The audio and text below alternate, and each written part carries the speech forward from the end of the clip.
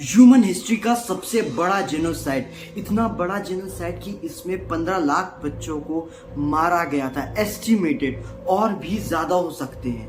6 million people से ज्यादा लोग इस जेनोसाइड में मरे थे। उन लोगों के साथ क्या क्या किया गया था और उन लोगों को कैसे मारा गया था, ये जानकर ही आपके गूज बम्स आ जाएंगे। और ये सब क्यों? सिर्फ धर्म के नाम पर। ये इंडिया का केस नहीं है, ये केस है यूरोप का। ये इंसिडेंट स्टार्ट हुआ था उन कुछ स्पेसिफिक रिलीजन लोगों के घर तोड़ने से। इतने घर उस एक रात में तोड़े गए कि सड़क पर सिर्फ कांच ही कांच। इतने ग्लासेस की उस नाइट का, उस रात का नाम रख दिया गया the night of the broken glass. उसके बाद इनका घर तोड़ने से लेकर इन लोगों को उठा लिया गया और फिर इन लोगों के साथ जो किया और जिस तरह इनको डेथ दी गई, मारा गया जिस तरह इनको, ये सुन के आप शॉक हो जाओगे। और ये सब करा किसने? कुछ लोगों ने नहीं, बल्कि पूरे एक कंट्री के लोगों ने। और उसमें उन लोगों के पास पूरा गवर्नमेंट का सपोर्ट था। पूरे ह्यूमैनिटी का इतना शॉकिंग केस है कि मैं नहीं चाहता कि आप इस केस के बारे में बिना जाने इस धरती से जाएं।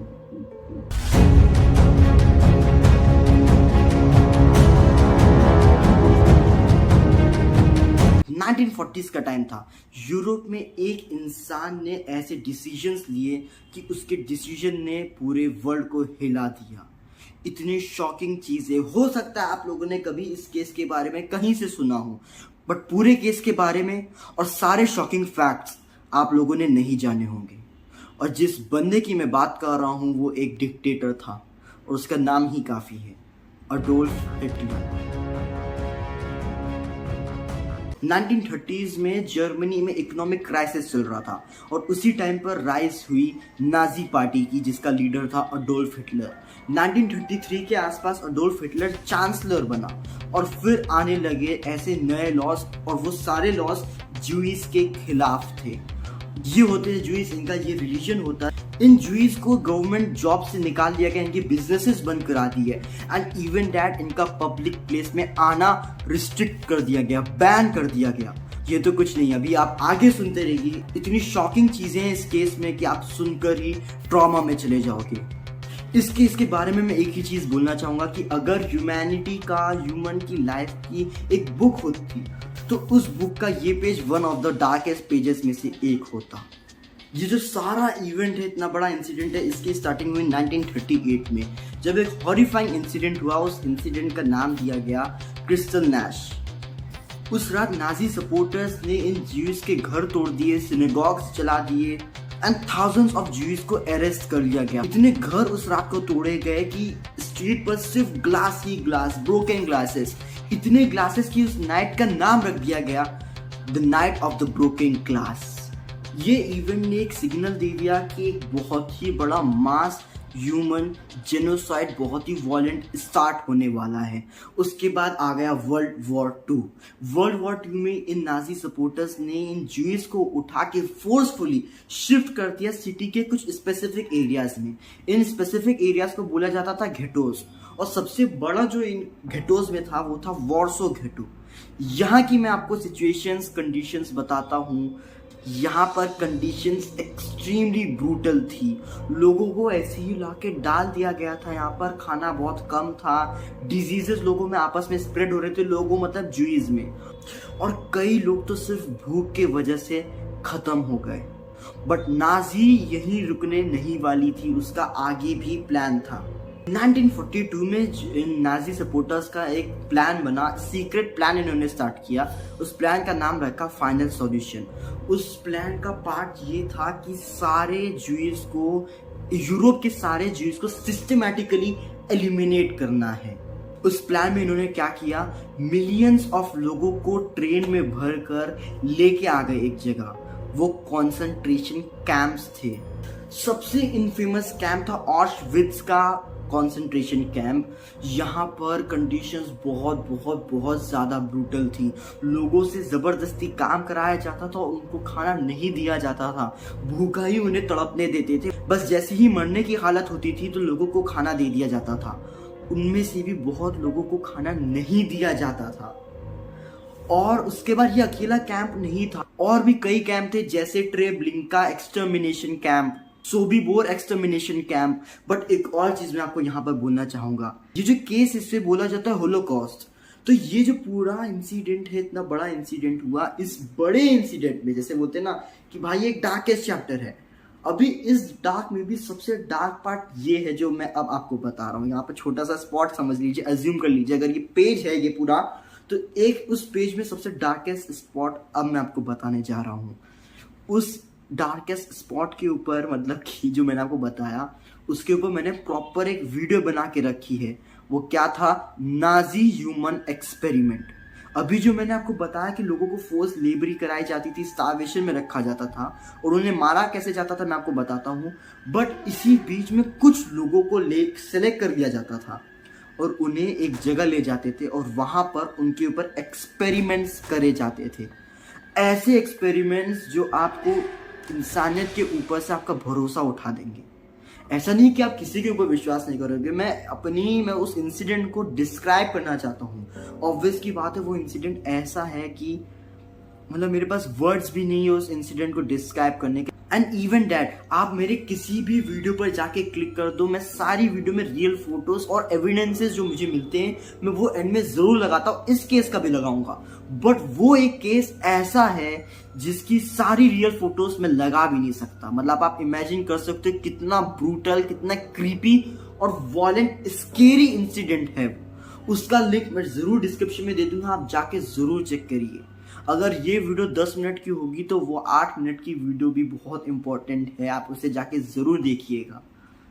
तो अभी वापस आते हैं फिर से इसी टॉपिक पर। तो यहाँ पर इन कैंप्स में लोगों के साथ ऐसा करा जा रहा था और इन लोगों को जब मारना होता था, जैसे आज डिसाइड किया कि इतने लोगों को मारना है, तो इनको गैस चेम्बर्स में भेजा जाता था। वो चीज़ ही इतनी वॉयलेंट है, इतनी खतरनाक है, आपने हो सकता है सुना हो, नहीं सुना होगा तो मैं एंड में रियल फोटोज लगाने की कोशिश करूंगा, उसमें ही सारी चीज़ें एक्सप्लेन हो जाएंगी एक तरीके से। बट गैस चेम्बर्स में मैं कैसे एक्सप्लेन करूँ, लोगों को लेके जाते थे, उसके बाद उनके ऊपर एक तरीके से एसिड बरसाया जाता था। एसिड नहीं, ऐसी गैस डाली जाती थी कि वहां पर लोगों की बॉडी गलने लगती थी। सबसे बड़ी चीज ये है कि ये जो मैंने बताया, ये कैंप्स में डेली थाउजेंड्स ऑफ लोगों को एलिमिनेट कर दिया जाता था, मार दिया जाता था। इस इंसिडेंट में जो होलोकॉस्ट का इंसिडेंट है, यहाँ पर सिर्फ ज्यूइस को ही नहीं मारा जाता था बल्कि और भी लोगों को मारा जाता था। जैसे नाजी पार्टी है, अब इसके जितने भी पॉलिटिकल अपोनेंट्स हैं इनको भी पकड़ पकड़ के वहां डाल देते थे, मार देते थे। और डिसेबल्ड लोगों को भी मार दिया जाता था वहां ले जाके। किसी को कोई प्रॉब्लम है, मतलब आप डिसेबिलिटी से समझ सकते हो, किसी का हाथ टूटा है, कोई हैंडीकैप्ड है या किसी को दूसरी चीज की प्रॉब्लम है, उन बेचारों को भी वहां ले जाते थे और मार देते थे। रोमा कम्युनिटी थी, उस कम्युनिटी के लोगों को भी मार दिया जाता था। इस केस में बच्चों को भी नहीं छोड़ा जाता था। कितने बच्चे मारे गए, कितने विक्टिम्स थे, कितने लोगों को मारा गया, वो जानने के लिए आप पूरी वीडियो देखते रहिए। अगर आप कहीं भी सर्च मारोगे इस होलोकॉस्ट के बारे में तो इसमें बहुत सारी इमोशनल स्टोरीज है जिसके वजह से आपको रोना आ जाएगा। बट एक इमोशनल शॉर्ट स्टोरी मैं आपको बताता हूँ, रोना नहीं आएगा आपको, बट बहुत ही इमोशनल स्टोरी है एने फ्रैंक की। एने फ्रैंक एक ज्यूइश फैमिली की यंग लड़की थी और वो नीदरलैंड्स में छुपी हुई थी, बच रही थी, हाइड कर रही थी। और उसने उसी टाइम पर डायरी में वो सारी चीज़ें लिखती थी, जो भी उसके मन की फीलिंग्स थी, जो भी चीज़ें डायरी में लिखी जाती हैं। वो बताती थी कि उसको क्या डर लगता है डेली, उन लोगों के साथ क्या होता है, उसने अभी तक क्या क्या विटनेस किया है, क्या क्या लोगों के साथ होते हुए देखा है और अब तक वो कैसे बची है। उसने सोचा है कि मतलब वो उसमें बताती है डायरी में कि अगर मैं बच जाऊंगी तो मैं ऐसा करूंगी, मैं वैसा करूंगी, अपनी होप बताती है, उसकी लाइफ कैसे चल रही है वो चीज़ें बताती है वो बेचारी यंग लड़की। और उसके बाद क्या होता है, एक दिन उसे आके नाजी सोल्जर्स पकड़ लेते हैं और कैंप में ले जाते हैं और उस बेचारी बच्ची को उसी कैंप में मार दिया जाता है। इस इंसिडेंट के विक्टिम्स मैं एस्टिमेटेड बता रहा हूँ, चिल्ड्रन में, बच्चों में एस्टिमेटेड है 1.5 मिलियन, मतलब कि 15 लाख चिल्ड्रन। इतने चिल्ड्रन मारे गए थे और 6 मिलियन ज्यूइस इन लोगों को मारा गया था और भी अदर मिलियंस ऑफ विक्टिम्स के साथ।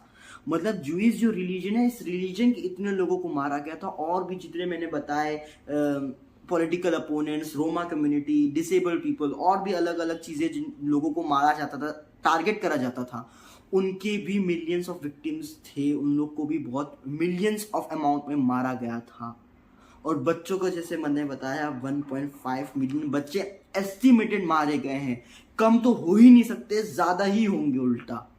और ये बात पूरे वर्ल्ड के सामने कब आई, जब एलाइज ने जर्मनी को हरा दिया, डिफीट कर दिया, वर्ल्ड वॉर 2 खत्म हो गई। जब बाकी एलाइज ने अंडर कंट्री के अंदर घुसे, तब उन्होंने देखा कि लोगों के साथ यहाँ पर क्या किया जा रहा है, क्या कंडीशंस है, कितने लोग बचे हैं और कितने लोग खत्म हो चुके हैं।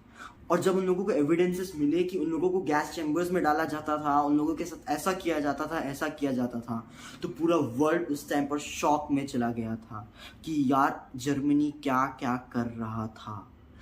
और जो मैंने नाजी ह्यूमन एक्सपेरिमेंट्स के बारे में बताया, उसके बारे में भी जब एविडेंसेस मिले, फोटोज मिले और पता चला कि ऐसे ऐसे एक्सपेरिमेंट ये अडोल्फ हिटलर्स की नाजी करवा रही थी, तो सबके सब शॉक हो गए थे, ट्रॉमा में चले गए थे कि भाई क्या लोगों की हालत थी यहाँ पर। तो एंड में मैं यही कहना चाहूँगा, एंड की चीज़ कहने से पहले मैं आप लोग को एक ही चीज़ बोलना चाहूँगा कि प्लीज़ मुझे सपोर्ट करिए।